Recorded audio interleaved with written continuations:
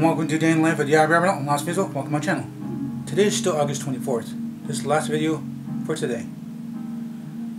So to continue on from my dream, you guys need to see the other video to see what I was talking about. So I'm continuing on from what I was talking about. So I kept continuing walking down this dark road, and that car already disappeared into the fog.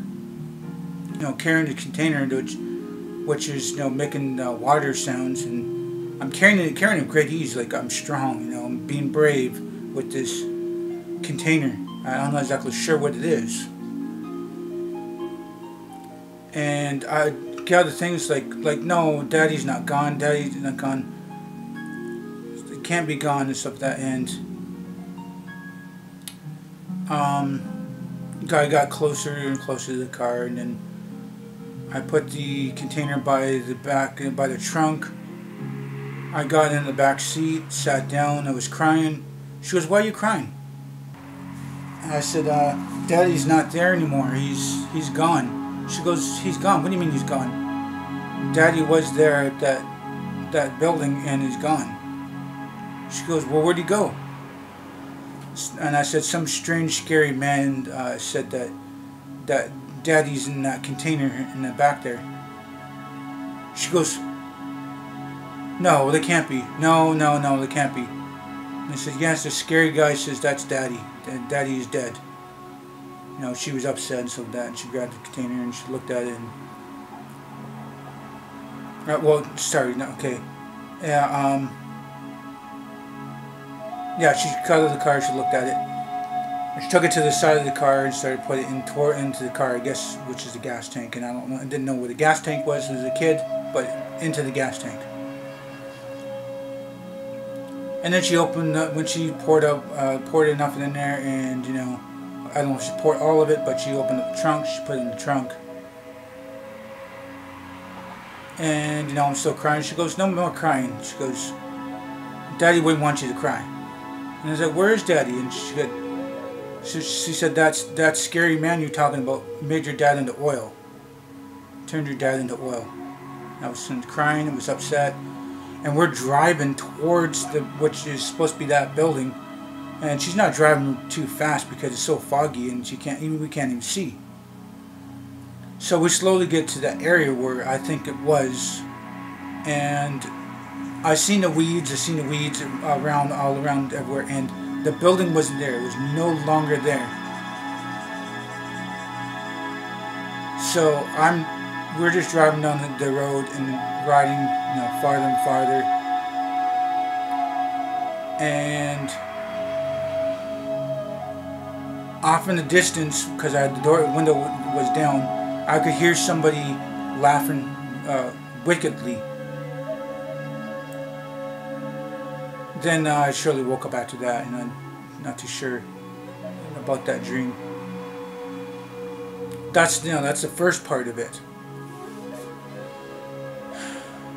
But it was kind of weird that the building, was there. Then it just disappeared.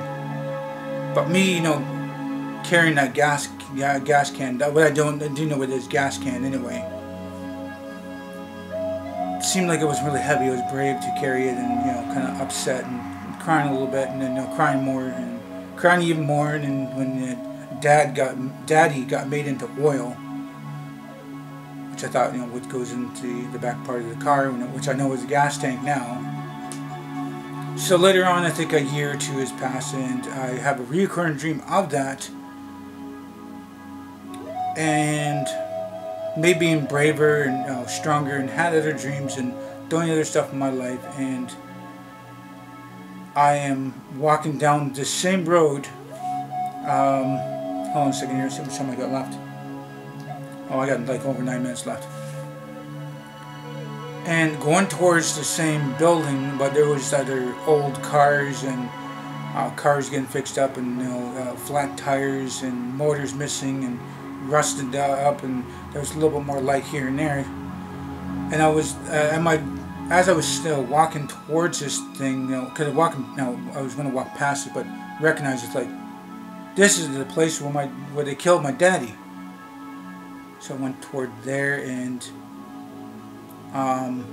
Me being brave and strong and, you know, angry that, you know, this person killed my daddy, and like, where is he?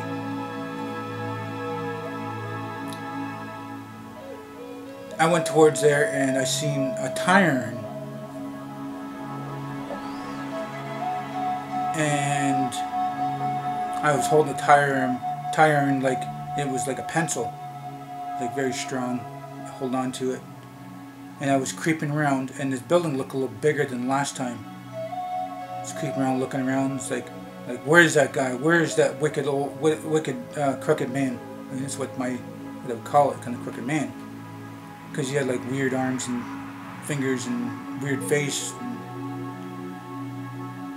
So I'm walking around. I walked all around this building, and the building looked bigger this time. I was just walking around, and then I could hear like a little bit of a laugh. So I slowly found a way into this building, which I knew was, you know, the gas depot, you know, variety store. But when I found a way into this broken window and started walking towards the front of it, and there was just discarded stuff and, you know, garbage and stuff, and there was nothing really going on. It was never really much light. So I was creeping around. I was trying to keep hidden. I was like down low to the ground, walking around and wondering where this old crooked man is. And I looked around for any kind of clues, like, you know, Daddy can't be dead. Daddy's got to be here someplace. I was determined to find out what this building was about, because at that time I didn't know what the building was. And I go towards this like this metal rusty door. It's open. It's half open. And I was walk slowly towards it, trying not to make any sound, be low to the ground so nobody would see me if anybody came up from outside and stuff. And I was trying to get squeezed through this door, but the door was kind of creaky. I was going through this door, and it got darker because there's not really any light at all. And there was light at the bottom of the stairs, like deep down the stairs. There were long stairs. So I get past this door. I made it creak a little bit and trying to make any noise, and I was slowly going towards the like there was like a banister or something like that you call it. You know, banister, you go this way and you go down the stairs. But I was going towards the top of the stairs. But towards my left there was another door. It looked really dirty and dusty and stuff like that. It was open up a crack. So I wanted to make sure that maybe that guy was in there. I was going to go down the stairs and see what's downstairs, and which I thought was a basement. So I slowly go across this door, and I'm on my way like around the banister to the front of the stairs, and the door creaks open quickly, and that crazy man comes running. He says, "I told you, your daddy's not here." And he started coming towards me, and I got scared, and the tire in my hand smashed him in the head, and then he fell to the ground, and he was bleeding and twitching, and he laid there. And I got the tire and hit him twice more across the head, and stopped twitching. So me looking back towards the top of the stairs, and I was on my way down those stairs. So I was slowly going down the stairs in case there was anybody else who could have heard me or heard this guy or anything. And just about every 2 or 3 steps there would be a slight creak in the stairs, and I was going down. This was wide stairs. It was long stairs, and these were not they weren't carpeted. They weren't wooden. They seemed maybe like wooden with metal capping or something like that, metal to them, and it had like a tingish sound to it. I can't really describe it. So I'm halfway down the stairs, and I hear some rustling in another room over. And I'm looking at the tire, and there's a little bit of blood on there. And I was like, I can do this. going down the stairs, you know, hitting the creak here and there. And I was slowly going towards the door that was halfway open. There was a bright light in there. So I'm slowly going across the floor, not trying to make any noise, down low, being really quiet. I'm going towards this door, slowly going towards this door. And I opened the door had like a slight squeak to it, and I opened the door slowly, wide enough so that I don't bump in the door, or it's not going to close on me, and open up really, really wide, and then, you know, open it up to almost propping it towards the wall. And I slowly go in there and I peek my head around in there a little bit. I look towards my left. There's a bunch of just car parts and garbage and junk and stuff discarded all on these shelves and stuff like that. And I slowly move my head over this way, and there's more garbage and junk, stuff like that. And I look at the floor. There was a little bit of blood on the floor and dust and dirt, and I look just towards my right on the other side of this door. There's more shoveling and stuff like that. So I stayed low to the ground. I looked around, and then I started to look slowly towards my right when I go to the door. And the light is really bright, and it was pointing more towards me, but there was a shadow towards the back. And me, you know, had to turn and, you know, being brave, I need to find out, you know, some clues of where my daddy's at. So I, you know, slowly go across the floor and I make a creak in the floor, and I stop, and I heard, "Son," and I was like, "Daddy?"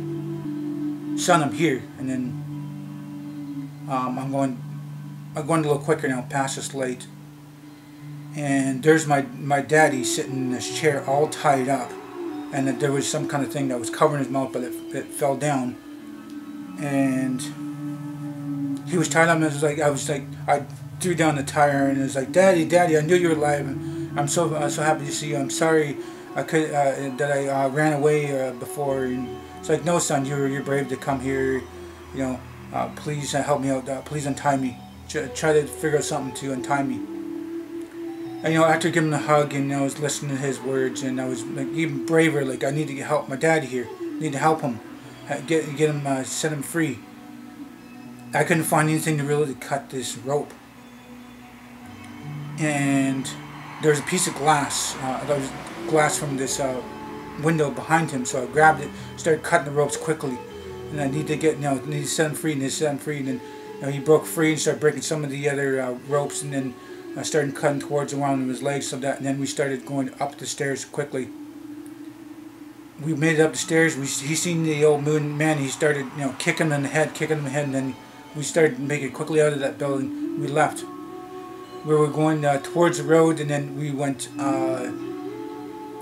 right from that instead of coming from left from I, you know, started to dream. And then we started, you know, walking out into this fog, and then that ended. And that's it. That's the end of the dream. So if you guys do like this video, please do hit the like button. Please subscribe to me. Please share this video on the channel. Might benefit you, might benefit me. Please do tell your friends and family about me. Thank you for viewing this video. What time you guys watched it. Hope you have a nice day, morning, or night. Remember, it's better to be Aboriginal than original.